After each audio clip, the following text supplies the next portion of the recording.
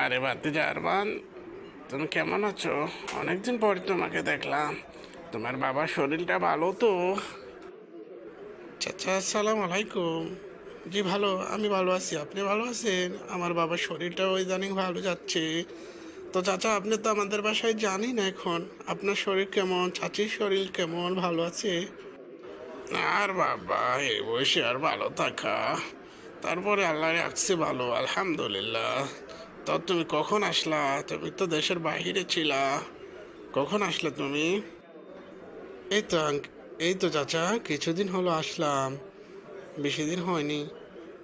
আমি ভাবছিলাম আপনার বাসায় যাবো আপনাকে দেখতে। ভালোই হলো, আপনাকে দেখে ফেললাম। হ্যাঁ চাচা, খানা অর্ডার করেছি, খানা খাচ্ছি। আপনি বসেন আমার সাথে, আমি খানা খাই, আপনিও খানা খান আমার সাথে।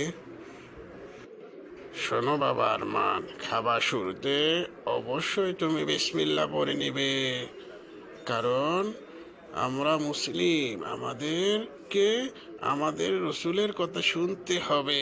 আমরা খাবার শুরুতে বিসমিল্লাহ পড়ে নেব অবশ্যই, কিন্তু তুমি তা পালন করবে যাহা আমাদের রসুল বলেছে। খাবার শুরুতে বিসমিল্লাহ পড়ে নেবে।